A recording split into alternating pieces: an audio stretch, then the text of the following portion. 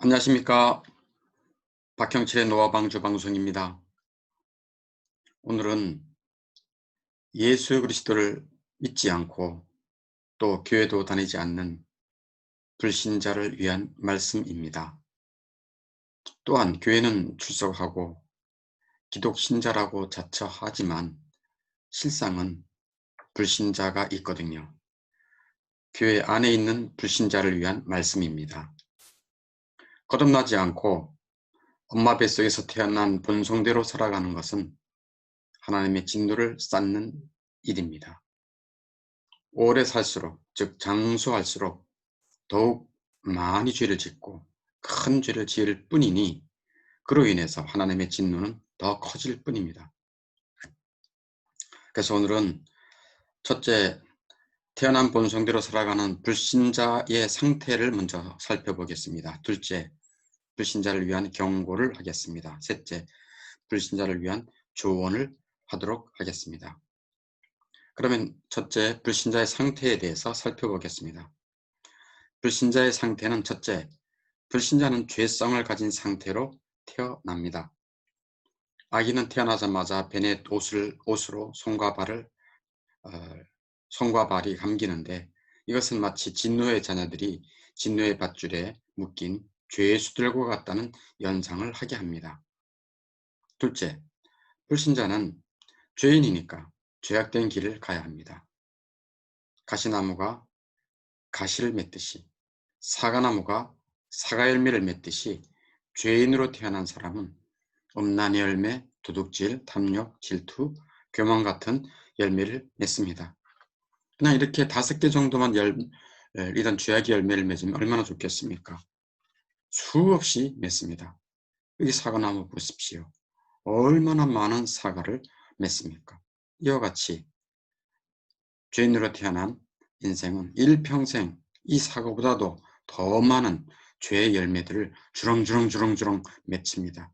말도 없이 수없이 맺히게 되어 있습니다. 그러니 죄 한 가지만 지어도 그 죄에 대한 형벌이 있는데 수십, 수백, 수천, 수만 가지의 죄를 지었으니 그 죄에 대한 진노가 얼마나 많이 쌓이겠습니까?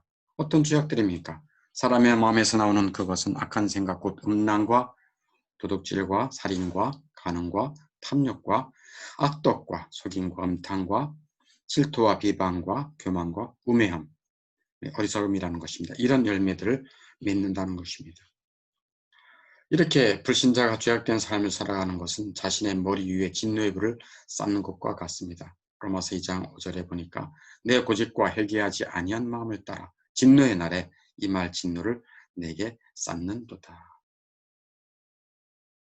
불신자의 특징이 2가지인 것을 로마서 2장 5절에서 말씀하고 있죠. 고집스럽습니다. 또 하나는 회개하지 않습니다.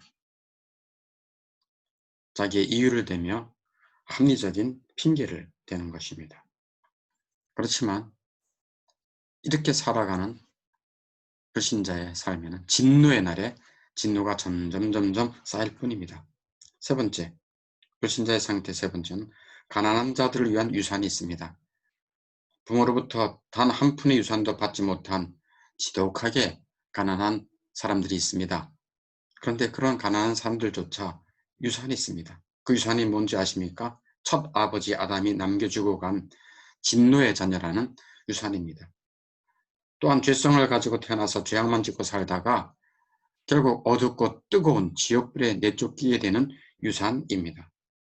만일 당신이 죄성을 가지고 그대로 살다가 죽는다면 당신은 이곳에서, 즉 세상에서 비참하게 살아가는 것보다 더 혹독한 비참함과 무서운 형벌을 받게 될 것입니다. 그 비참함은 끝이 없습니다. 네 번째, 불신자의 상태, 부유한 자들은 당신이 생각하지 못한 죄송합니다. 부유한 자들은 당신이 생각하지 못한 유산이 있습니다. 부유한 자들에게도 유산이 있다고요? 돈 많이 받았는데도요? 네. 어떤 유산일까요? 네, 진노의 자녀라는 유산이고요. 또한 지옥의 상속자라는 유산입니다. 이 유산은 당신이 불신자로 살면서 세상에서 아무리 많은 재산과 번영을 이루었다 하더라도 당신과 함께할 것입니다. 이 유산, 즉 진노의 자녀, 지옥의 상속자는 다른 세상까지 따라갈 것입니다. 여기서 다른 세상이란 저 영혼은 지옥 세상까지 따라간다는 얘기입니다. 도사를 위한 소가 일을 하는 다른 소들과는 달리 실컷 먹을 수 있는 것은 당연합니다. 욥기서 21장 30절에 보니까 아기는 재난의 날을 위하여 남겨둔 바 되었고 진노의 날을 향하여 끌려간다 라고 말씀하고 있습니다. 다섯 번째, 불신자의 상태는 무엇을 소유해도 절대로 영혼의 만족에는 이를 수 없습니다. 그는 평생 어둠 속에서 먹으며 어떤 상황 속에서든지 그의 마음에는 은밀한 불만족이 마치 귀신처럼 떠들 것입니다. 무슨 말씀입니까? 어떤 일을 해도 무엇을 소유해도 항상 공허하고 허무할 것이란 말씀입니다. 개나 고양이를 키워도 허무하고 여행을 이곳저곳 다녀도 명품 이것저것으로 치장해도 유명한 사람이 되어도 이런저런 취미 생활을 해보아도 부부 A의 모든 성관계, 즉 음란한 생활을 해봐도 공허하고 만족이 없을 거라는 말씀입니다. 영혼의 만족이 되신 하나님께 돌아갈 때까지 그 상태, 즉 불만족의 상태는 늘 지속될 것입니다. 여섯 번째, 불신자의 상태는 당신은 자신을 위해 아무것도 성취할 수 없습니다. 그 이유는 하나님이 떠나셨습니다. 하나님의 마음이 당신에게 떠났기 때문입니다. 이 말의 의미는 마치 관절에서 빠진 채 매달려 있는 다리와 같습니다. 덜렁덜렁 매달려 있어서 아무 구실 못한다는 얘기입니다. 하나님을 잃어버리는 것은 선의 근원, 곧 모든 은혜와 모든 선함과 구원의 역사를 잃어버린 것입니다. 나무에 붙어있지 않는 가지가 어떻게 되겠습니까? 스스로 열매를 맺을 수 없음 같이 당신은 어떤 열매도 맺을 수 없습니다. 당신은 더럽고 썩어진 가지처럼 오직 잿더미를 쌓는 데 적절할 뿐 전혀 무익한 존재가 됩니다. 일곱 번째, 불신자의 상태는 죽음이 당신의 얼굴에 내려앉아 있습니다. 죽음이 당신의 얼굴 아래 내려앉아 있습니다. 늙어가고 있지 않습니까? 주름이 생기지 않습니까? 흰머리 나지 않습니까? 당신의 영혼이 육신을 떠날 때 당신의 육체는 얼마나 흉측한 고깃덩어리가 되는 줄 압니까? 그 시체에는 온갖 벌레가 들어와서 갉아먹고 썩어지고 냄새나게 되겠죠. 그런데 훨씬 더 흉측한 것은 당신의 영혼입니다.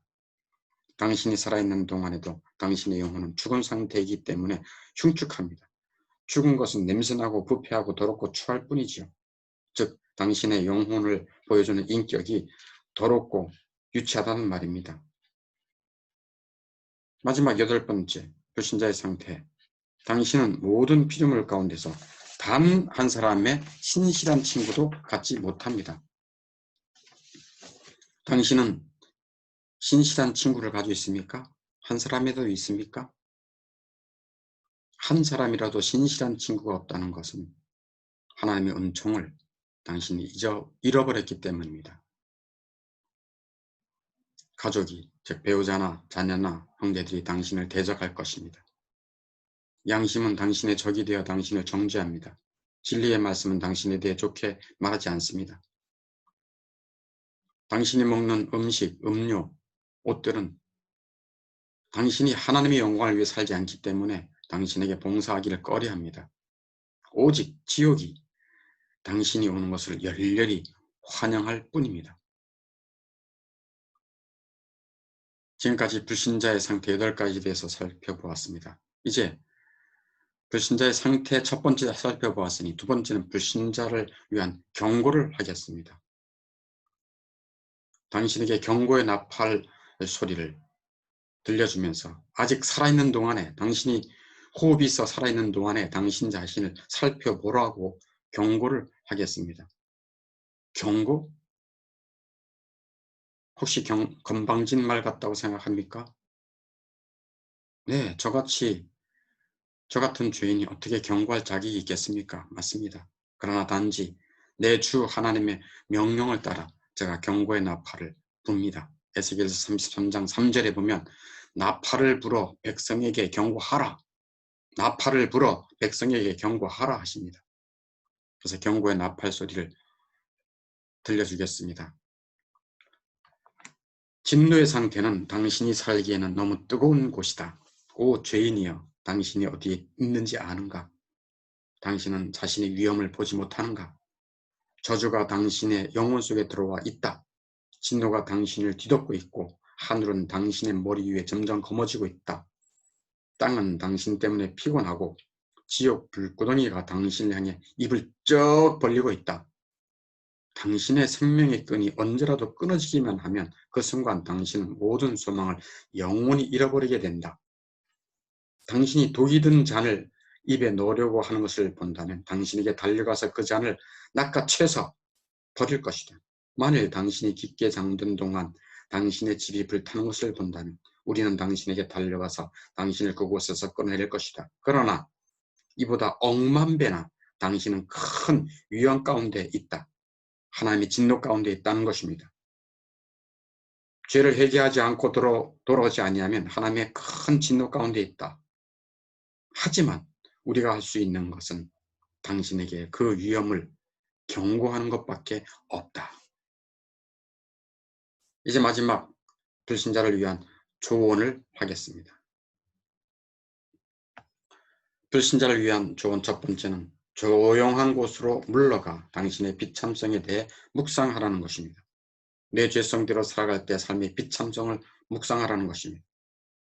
이 상태에서 죽으면 어떻게 될까? 내가 과연 하나님의 그 공의로운 심판대 앞에 설 수 있을까? 이런 것들을 묵상하라는 것입니다. 두 번째로 당신의 죄된 마음과 살아오면서 지은 죄를 심각하게 생각하라는 것입니다. 내 안에 어떤 죄가 꿈틀거리고 있는가를 심각하게 생각하고 어렸을 때부터 지금까지 지은 수많은 죄를 생각해 보라는 것입니다. 이런 것들을 생각해 봐야 하나님의 진노를 바라볼 수 있습니다. 자신이 참으로 지독하게 악하다는 것을 아는 자들은 자신이 진노의 자녀요 지옥의 상속자라는 사실을 깨닫는데 큰 어려움이 없습니다. 세 번째, 하나님이 의로우시다는 사실을 입증하기 위해 노력하라. 무슨 말씀입니까? 하나님이 의로우시다는 것을 알기 위해서 말씀도 배워보고 성경도 읽어보고 설교도 신중하게 들어보라 라는 말씀입니다. 하나님 앞에 당신은 어떤 죄도 그 어떤 비밀도 숨길 수 없습니다. 하나님은 무한히 공의로우시기 때문에 반드시 죄를 벌하셔야만 합니다. 시편 11편 6절에 보면 주께서 악인에게 그물을 던지시리니 불과 유황과 태우는 바람이 그들의 잔에 소득이 되리로다. 이렇게 하나님은 악인의 죄를 형벌하십니다. 그 이유가 뭔지 압니까? 시편 11편 7절에서 보면 여호와는 의로우사 의로운 일을 좋아하시기 때문이다 라고 말씀하고 있습니다. 불신자를 위한 조언 마지막 네 번째입니다. 당신의 눈을 들어 예수 그리스도께 눈을 돌리라는 말씀입니다. 그리스도께서 말씀하신 대로 그리스도 앞에 나와야 됩니다. 사도행전 4장 12절에 보면 다른 이로서는 구원을 받을 수 없다 라고 말합니다. 오직 예수 그리스도만이 구원해 주실 수 있는 구원자시다 라는 말씀이 사도행전 4장 12절에 말씀하고 있습니다. 마호메트 안 됩니다. 부처 안 됩니다. 공자맹자 안 됩니다. 내 힘으로 안 됩니다. 오직 예수 그리스도 외에 구원자 없습니다. 불신자는 진노의 자녀요 지옥의 상속자입니다. 그리스도께서 하나님과 당신 사이의 중보자가 되지 않는다면 당신은 영원히 망합니다. 당신이 안전해지기를 원한다면 진노가 한 방울도 떨어질 수 없는 중보자의 그늘 아래 들어와야 합니다. 데살로니가전서 1장 10절에 있는 대로 장래의 노하심에서 우리를 건지실 자는 예수 그리스도밖에 없습니다. 그분의 십자가에서 흘리신 피가 당신을 향해 타오르는 진노의 불을 끌 것입니다. 진노의 쇠사슬을 벗겨내고 당신의 목에서 사망의 밧줄을 벗겨낼 수 있는 분은 예수 그리스도입니다. 그래서 예수님이 십자가에서 죽으셨습니다. 그 공로로 의의 예복을 입혀주실 것입니다. 영원한 나라 식탁에서 앉아 먹을 수 있는 은혜도 주실 것입니다.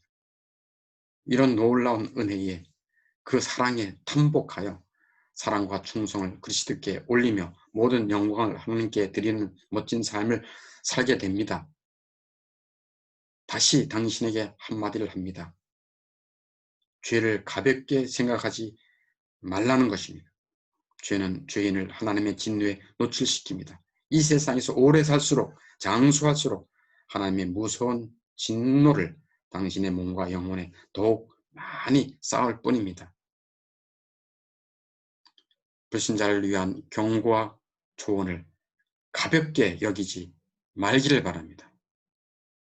불신자를 위한 경고와 조언을 가볍게 여기지 말라. 노아 방주 방송을 마치겠습니다.